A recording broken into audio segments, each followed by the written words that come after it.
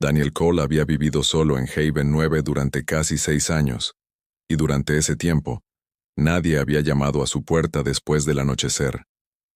Su pequeña casa se encontraba lejos de la colonia principal, cerca de una cadena de colinas negras a las que la mayoría de la gente no iba de noche. Esa noche, una violenta tormenta cubrió la tierra. La lluvia golpeaba el techo de metal, el viento frío sacudía las ventanas y los relámpagos cruzaban el cielo púrpura. Daniel acababa de terminar de reparar una vieja unidad de energía cuando oyó algo afuera. Al principio, pensó que era solo el viento, pero luego el sonido se repitió. Era suave, débil y casi imperceptible por la tormenta. Alguien estaba llorando. Daniel caminó lentamente hacia la puerta y miró la pantalla de seguridad, pero la cámara no mostraba nada más que lluvia. Tomó una pequeña linterna, abrió la puerta y se quedó paralizado.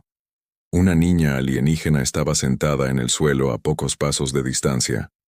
Su piel era de un azul pálido, su cabello plateado oscuro estaba mojado, y su ropa fina estaba cubierta de barro.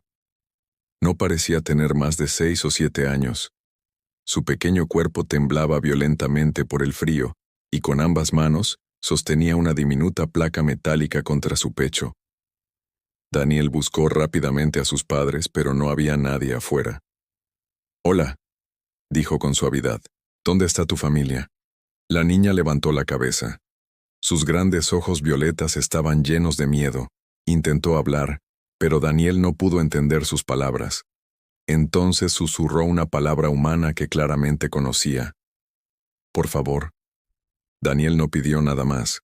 La alzó en brazos y la llevó adentro.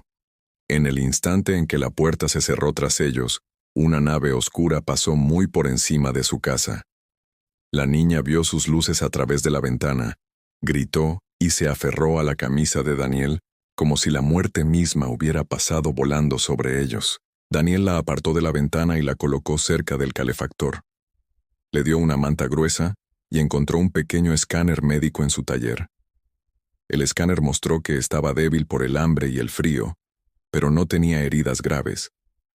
Daniel preparó una sopa caliente, sin estar seguro de si su especie podía comer comida humana, pero la niña miraba el plato como si no hubiera visto comida en días. Consultó la base de datos de la colonia y descubrió que su gente se llamaba Velari. Sus cuerpos podían comer sin problema la mayoría de las verduras y cereales humanos. Colocó el plato frente a ella, y ella comenzó a comer lentamente. Intentó esconder un poco de pan debajo de la manta en lugar de comérselo. Daniel lo notó, pero no dijo nada. Un niño solo guardaba comida así cuando no sabía cuándo sería la próxima comida. Ese pensamiento le oprimió el pecho. Después de un rato, Daniel se señaló a sí mismo y dijo, «¿Daniel?» La niña lo observó atentamente. Luego se tocó el pecho. «Lyra», susurró. Daniel sonrió. «Lyra. Bonito nombre». Por primera vez, el miedo en su rostro disminuyó un poco. Pero cuando Daniel extendió la mano hacia la placa metálica que ella sostenía, ella la apartó rápidamente. «Está bien», dijo él en voz baja. «Puedes quedártela». Lyra lo miró fijamente durante varios segundos, casi como si intentara comprender por qué no la tomaba por la fuerza. Más tarde, Daniel le cedió su antigua habitación mientras él dormía en el sofá. Antes de irse a dormir, Lyra se quedó de pie junto a la puerta de la habitación y señaló hacia la entrada principal. «¿Te vas?», preguntó. Daniel comprendió el miedo que se escondía tras esa simple palabra. Negó con la cabeza.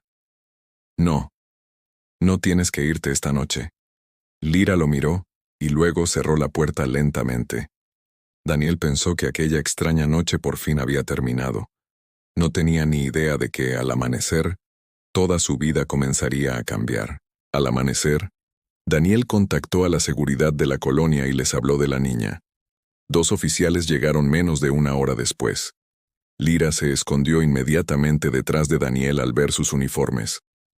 Un oficial revisó su placa metálica y finalmente explicó la verdad. Lyra venía de un transporte de refugiados Velari que había llegado a Haven 9 3 semanas antes. El barco transportaba familias que huían de una guerra cerca de los sistemas fronterizos, pero durante la evacuación, varios niños se habían separado de sus padres. La madre de Lyra figuraba como desaparecida. Los oficiales dijeron que la niña había escapado de un refugio temporal 2 noches antes, probablemente porque temía ser trasladada de nuevo. Daniel miró su pequeña mano aferrada al borde de su camisa. Entonces un oficial dijo que la llevarían a otra estación de refugiados esa misma tarde. Lyra comprendió lo suficiente como para saber lo que estaba pasando. Su rostro cambió al instante. «No», susurró. Se colocó detrás de Daniel y lo abrazó con más fuerza. El oficial se adelantó, pero Lyra gritó de repente, «¡Casa!». Señaló la casa de Daniel. «¡Casa!». Daniel sintió que algo se rompía dentro de él. Había vivido en esa casa durante años, pero nadie la había considerado su hogar.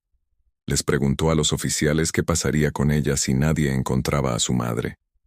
Le explicaron que seguiría pasando de un albergue a otro hasta que una familia Velari la aceptara. Eso podría tardar meses. Quizás más. Daniel miró a la niña asustada y tomó una decisión que sorprendió a todos en la sala. «Entonces dígame qué debo hacer», dijo. El oficial frunció el ceño. «¿Para qué?». Daniel miró a Lyra. «Para darle un hogar permanente». El proceso duró varias semanas. Daniel llenó formularios, pasó controles de seguridad, aprendió los cuidados básicos de los Velari e incluso cambió el sistema de calefacción, porque Lyra necesitaba noches más cálidas que los humanos. Algunas personas le dijeron que estaba cometiendo un error. Decían que los humanos no entendían a los niños Velari. Daniel los ignoró. Cada día, Lyra confiaba un poco más en él. Empezó a dejarle dibujos en su escritorio. Empezó a esperarlo en la puerta cuando regresaba del trabajo. Una noche, incluso se quedó dormida en el sofá junto a él mientras veían una vieja caricatura terrestre. Poco a poco, la silenciosa casa de Daniel se llenó de pequeños pasos, risas y vida. Finalmente, la colonia aprobó su solicitud. Lyra quedó legalmente bajo su cuidado. Esa noche, Daniel le dio una pequeña llave plateada de la puerta principal. «Ahora es tuya», dijo. «Nadie te va a echar». Lyra miró la llave durante un largo rato. Entonces las lágrimas llenaron sus ojos y lo abrazó con fuerza. Daniel la sostuvo con ternura, sintiendo algo que no había sentido en años. Ya no estaba solo. Pero apenas unos segundos después, la alarma de seguridad del exterior comenzó a sonar con fuerza. Luces rojas parpadearon en las ventanas. Daniel se levantó rápidamente y revisó el monitor. Alguien estaba al otro lado de la cerca. Era una mujer Velari delgada, con la ropa desgarrada, sangre en un brazo y el rostro demacrado. Guardias de la colonia la rodeaban con las armas en alto. Lyra se acercó a la pantalla, vio el rostro de la mujer y de repente dejó de respirar. La llave plateada se le cayó de la mano. Entonces corrió hacia la puerta llorando más fuerte de lo que Daniel jamás había oído. «Mamá», gritó. Daniel miró fijamente a la mujer de afuera. Después de semanas creyendo que la madre de Lyra podría estar muerta, de alguna manera las había encontrado. Pero cuando la mujer miró a través de la cerca y vio a Daniel junto a su hija, su expresión no era solo de alivio. También había miedo en sus ojos, como si encontrar a Lyra fuera solo el comienzo de algo mucho más peligroso. Lyra apartó a Daniel de un empujón y corrió hacia la valla, llorando y llamando a su madre, mientras la cansada mujer alienígena caía de rodillas y extendía la mano entre los barrotes de metal. Los guardias detuvieron a Lyra antes de que pudiera acercarse, pero Daniel les ordenó rápidamente que bajaran las armas, porque la mujer estaba claramente herida y débil, y cuando finalmente se abrió la puerta, Lyra saltó a los brazos de su madre como si temiera que pudiera desaparecer de nuevo. La mujer se llamaba Sera, y después de que Daniel la hiciera entrar, Explicó que había buscado a Lyra durante muchas semanas después de que su barco de refugiados fuera atacado durante la huida. Había cruzado tierras peligrosas, se había escondido de cazadores armados y había seguido cada pequeña pista hasta que finalmente supo que un humano llamado Daniel Cole había acogido a su hija en su casa. Pero cuando oyó que Daniel se había convertido en el tutor legal de Lyra, un profundo miedo apareció en sus ojos. Daniel le dijo a Sera que nunca había querido separar a Lyra de su madre, y que todo lo que había hecho era solo para mantener a la niña a salvo. Pero Sera le explicó en voz baja que no tenía ningún lugar legal en Haven 9, y que podían obligarla a irse en cualquier momento. Más tarde esa noche, intentó salir de la casa porque creía que Lyra tendría una vida mejor con Daniel. Pero Lyra se interpuso entre ellos, sosteniendo la mano de Daniel con una mano y la de su madre con la otra. Sera miró a su hija, luego lentamente a Daniel, con la voz temblorosa mientras intentaba ocultar su miedo y esperanza. Tras un largo silencio preguntó: «¿Le diste a mi hija un hogar para siempre? Pero si hay sitio para una persona más, ¿puedo quedarme yo también?» Daniel estaba a punto de responder cuando su pantalla de seguridad parpadeó repentinamente en rojo, indicando que una nave desconocida había entrado en la colonia y se dirigía directamente hacia su casa. Daniel miró la advertencia en la pantalla de seguridad, pero la nave desconocida cambió repentinamente de dirección y desapareció tras las colinas. Sabía que era extraño, pero no quería asustar a Lyra, así que cerró las puertas con llave, activó el sistema de seguridad de la casa y le dijo a Sera que podía quedarse a pasar la noche mientras decidían qué hacer a continuación. Los días siguientes cambiaron poco a poco la tranquila vida de Daniel, porque Sera empezó a ayudar en casa, cocinando platos sencillos de Velari, reparando pequeñas máquinas y cuidando de Lyra mientras Daniel trabajaba. Lyra se volvió más feliz que nunca, a menudo sentada entre Daniel y su madre en la cena, y por primera vez, los tres empezaron a sentirse como una verdadera familia en lugar de extraños unidos por la guerra. Sera seguía intentando no convertirse en una carga, y una noche le dijo en voz baja a Daniel que se iría en cuanto encontrara un trabajo seguro. Pero Daniel se dio cuenta de que Lyra se asustaba cada vez que su madre hablaba de irse. Finalmente le dijo a Sera que no tenía por qué desaparecer, y esas sencillas palabras la hicieron mirarlo con sorpresa, porque nadie le había ofrecido seguridad sin pedir nada a cambio. Sus días de paz terminaron cuando Daniel recibió un mensaje oficial del gobierno de la colonia, que decía que Sera no tenía permiso legal para permanecer en Haven 9, y debía presentarse para su expulsión en un plazo de 7 días. Daniel miró el mensaje con ira, mientras Sera bajaba lentamente la mirada, pero entonces apareció otra advertencia debajo. Alguien de fuera de la colonia ya había solicitado información sobre su paradero. Daniel fue directamente a la oficina de la colonia y exigió que se le permitiera quedarse a Sera, pero los funcionarios le explicaron que un refugiado Velari adulto necesitaba un patrocinador legal, un contrato de trabajo o un vínculo familiar reconocido. Daniel se ofreció inmediatamente a patrocinarla él mismo, pero el funcionario rechazó la solicitud porque la ley de la colonia no consideraba oficialmente a Daniel, Sera y Lyra como una sola familia. Sera le dijo en voz baja a Daniel que dejara de pelear porque no quería que perdiera su trabajo ni su casa por su culpa, y le dijo que saber que Lyra estaba a salvo ya era suficiente. Daniel se negó a aceptar esa respuesta, especialmente cuando vio a Lyra llorando en su habitación, porque creía que pronto se llevarían a su madre de nuevo.